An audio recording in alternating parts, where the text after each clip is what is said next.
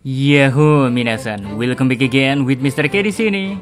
Well, supaya gak dibilang telat ya, kita langsung saja menuju konten paling on time ini.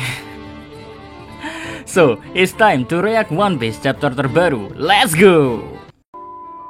Chapter 993 berjudul Impian Negeri Wano Kuni. Halaman awal diisi oleh cover story Lola dan Chiffon Family. Pokoknya jangan bosan-bosan enjoy dengan cover story ini ya. Mr. K aja gak bosan kok. Beneran dah, swear gak bosen. Oke, anyway, cover story kali ini menceritakan tentang pernikahan Lola dan Gotti yang begitu meriah dan penuh dengan sukacita. Ya, wajar sih, kita sudah tahu kisah perjuangan Lola dalam pencarian mencari cinta sejati kayak gimana kan. Jadi wajar saja kalau pernikahan Lola memang pantas seperti ini, lengkap dengan keluarganya yang tersayang pula. Oke, kita mulai ke menu utama. Di ibu kota bunga, kini para penduduk negeri Wano sedang berkumpul. Mereka senang gembira merayakan festival api tanpa beban kesedihan sama sekali. Walau ketakutan masih menyelimuti sih, but kebahagiaan mereka ini diekspresikan ya secara nyata karena mereka semua percaya kalau negeri ini kelak akan diselamatkan oleh Samurai Kozuki. Mereka percaya hari di mana negeri Wano terselamatkan akan datang karena kepercayaan mereka pada mendiang Kozuki Oden sudah cukup jadi alasan untuk percaya kalau negeri Wano kelak akan menjadi damai kembali. Walau kebahagiaan para penduduk negeri Wano yang ada di ibu kota bunga ini hanya bisa diekspresikan hari ini saja, mereka sudah sangat bersyukur bisa menikmati hari ini tanpa rasa takut, di mana hari ini selalu dinantikan. Karena penduduk Wano bisa berkumpul antara satu dengan yang lainnya tanpa membedakan status mereka. Yang kaya dan miskin saling berbaur penuh dengan canda tawa. Kita juga bisa melihat warga Ebisu ada dalam hiruk pikuk perayaan festival api di ibu kota bunga ini.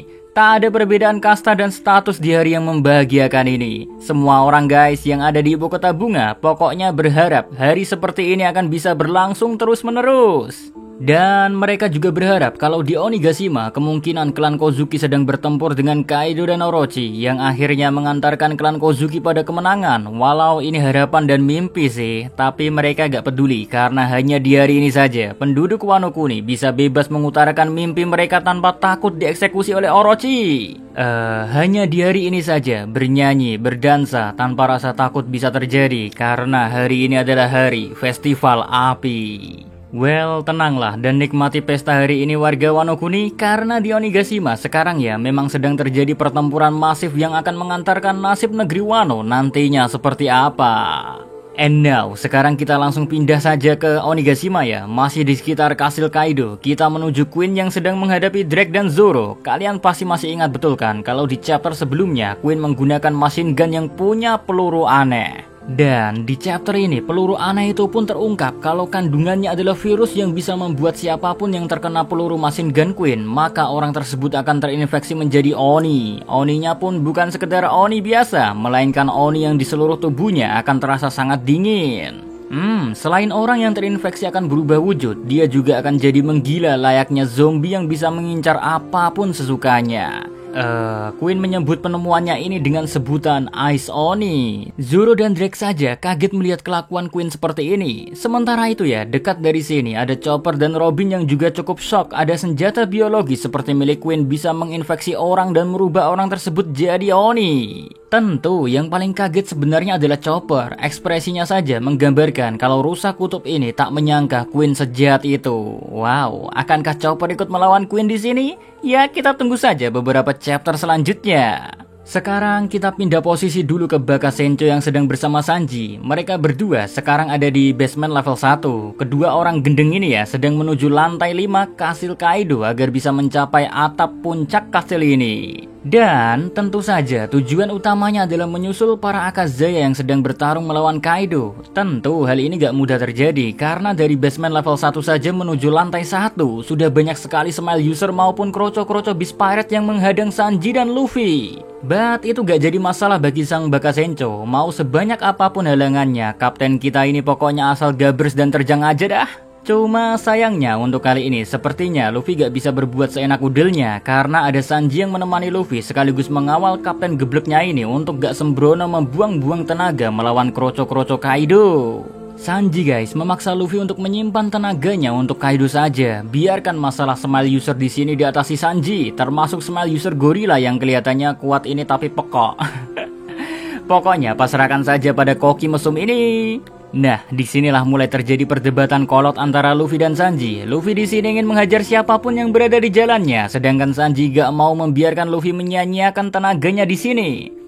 Kadang melihat pertengkaran seperti ini membuat rasa kangen kita pada momen-momen kebersamaan SHP sebelum time skip ya sedikit terobati.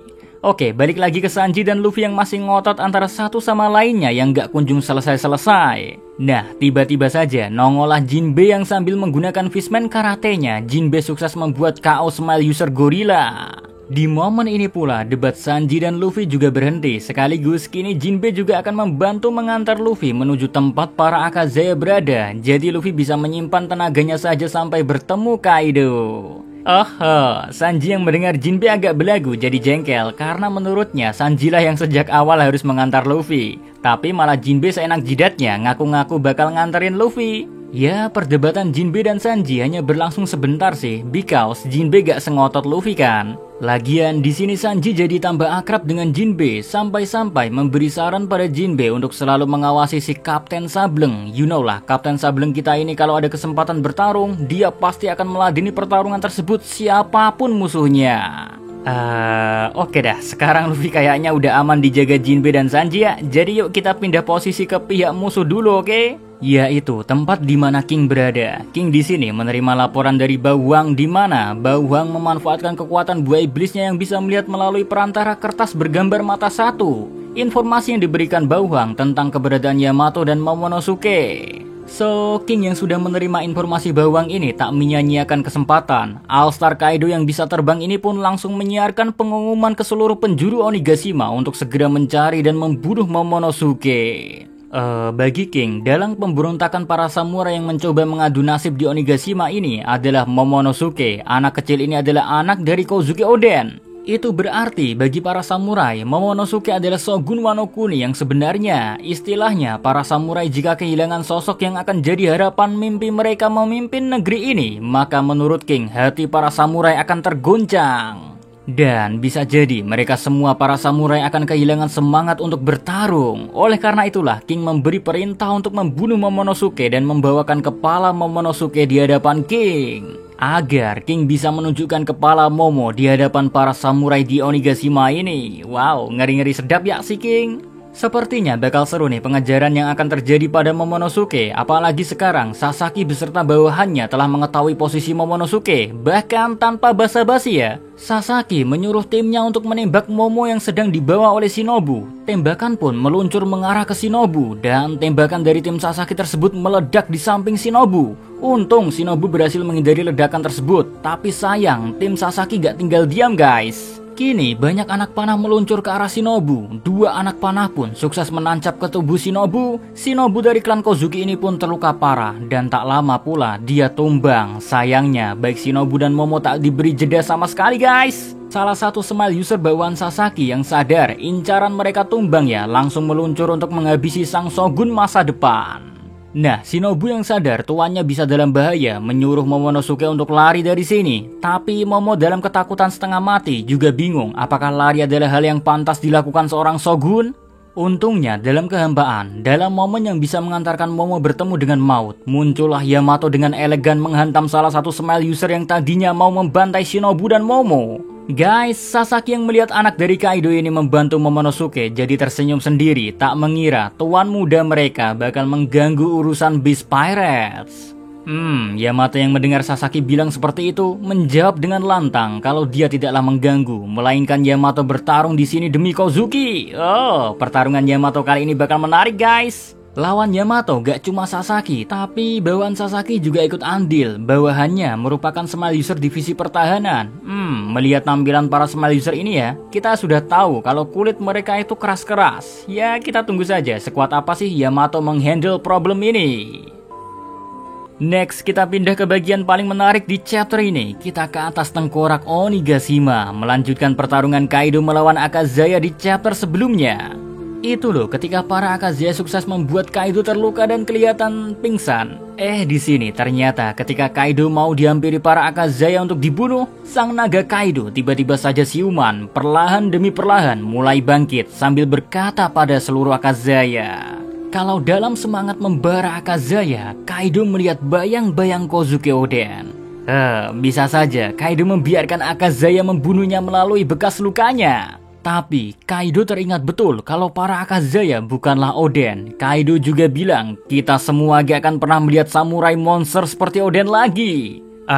Bagi Kaido terlalu dangkal pemikirannya menyamakan Akazaya dengan Oden. Faktanya mereka semua para Akazaya sama sekali tak punya kekuatan untuk membuka luka lama Kaido yang digoreskan oleh Oden. Lebih tepatnya para Akazaya tak mampu melakukannya. Nah, selain Kaido memberi ucapan ini, tiba-tiba sang naga Shenlong ini pun menutup mulutnya, mengambil ancang-ancang seperti menarik nafas dalam-dalam, dan tiba-tiba saja sang naga mengaum selebar-lebarnya. Dalam auman ini, sontak mengalir angin deras yang luar biasa. Angin ini mengarah ke semua Akazaya, tapi apakah memang hanya angin belaka auman Kaido? Tentu saja tidak, Verguso. Denjiro tersadar, auman ini diiringi tebasan angin yang tak terlihat. Lalu dia langsung berteriak sekencang mungkin terkait serangan Kaido yang gak kelihatan ini. Sayang, teriakan Denjiro telat guys. Karena Kiku yang berada di belakang Izo terkena serangan Kaido ini. Terkenanya juga gak main-main, langsung menyebabkan lengan kiri Kiku terlepas secara brutal.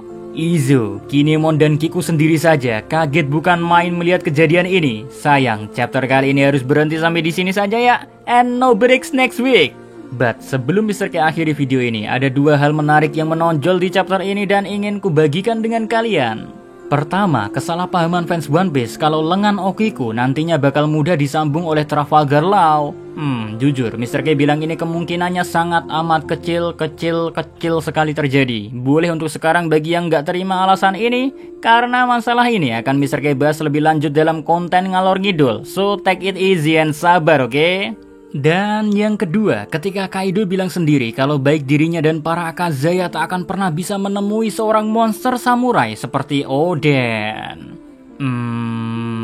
Saat Kaido mengucapkan hal ini, Mr. K yakin betul ribuan fans One Piece yang ngikutin serial ini dari awal pasti paham dan yakin kalau ada seorang samurai dari bajak laut paling kuculuk sejagat One Piece yang sering kesasar yang bakalan mengubah keyakinan Kaido. Ya, gak perlu pakai teori-teori segala sih untuk orang kesasar ini yang bakalan punya peran penting dalam pertarungan melawan Kaido.